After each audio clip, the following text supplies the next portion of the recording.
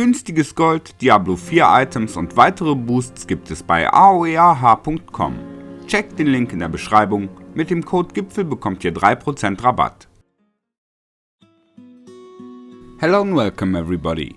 In this video I would like to give you a leveling strategy for all characters. After all, my build ideas are intended for higher levels, but we want to get there as quickly as possible. I've had good experience with double swing for the barb so far, even if the boss fights take a bit longer than with Hota. We'll definitely add charge and possibly also the chain. Otherwise, you can also continue playing classic Hota. The nerfs especially affect the overpower endgame build. Leveling should be quite as good as before. So if you've had good experience with Hota, don't be put off and stick to it. With the sorceress I can definitely say that Firewall is also fun in PvE and works right from the start without special gear. That's how I leveled up my first sorceress in Season 2 until I had the gear for Ball Lightning. Fireball only works well when you have a better resource generation and the unique gloves. A useful alternative could still be a Chain Lightning Mage, where you have the advantage that you can quickly build up some good resource management. But I haven't tested that the last time. Firewall definitely works.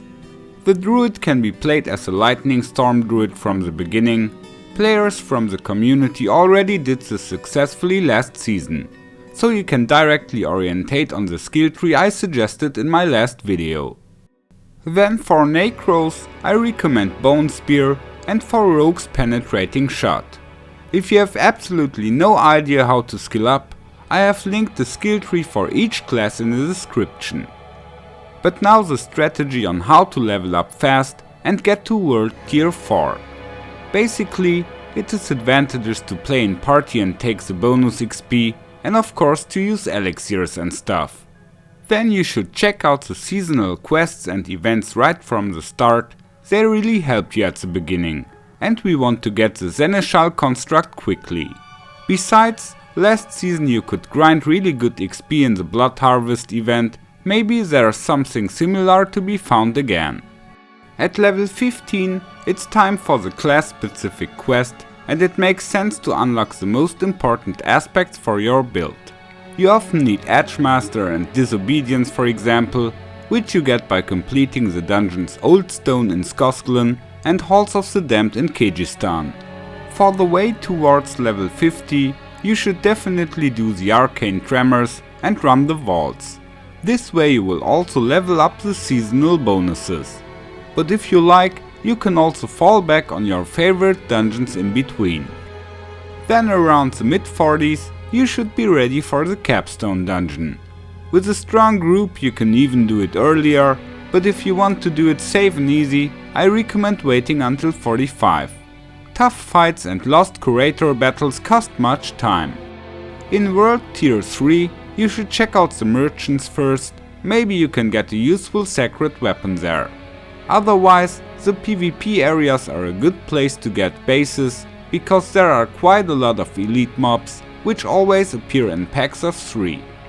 You can also collect some points for the tree in the PvP area quickly by completing all tears and killing the boss monster. As soon as you are strong enough, you should also run the Helltide at least once and some dungeons for the Whispering Tree.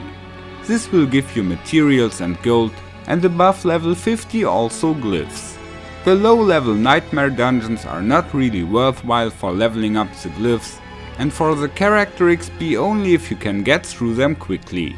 Possibly an option for groups, but for solo players I recommend continuing with Arcane Tremors, the new vaults or even normal dungeons.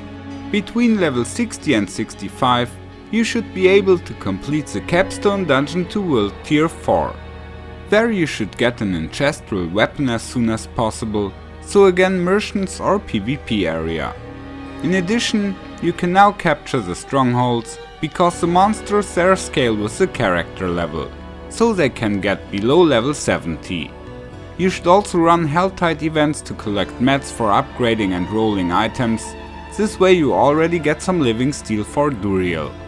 When reaching level 70, you can start running Nightmare dungeons, And finally level up the glyphs. It's nice if you can run 31 plus dungeons quite early.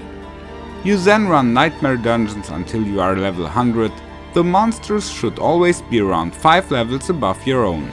If you can run higher quick and easy, you can of course do so. The faster you will get up your glyphs. Of course you can also farm the items for your desired builds in between and reskill from starter to endgame. After all, we don't want to run to level 100 with a starter build. Between level 70 and 80 you can play most builds very well, maybe even earlier, but you should have the items that are absolutely necessary. That was my quick guide to leveling. I wish you a good start to the season, take care and may the loot be with you. Follow me. Thanks. Goodbye.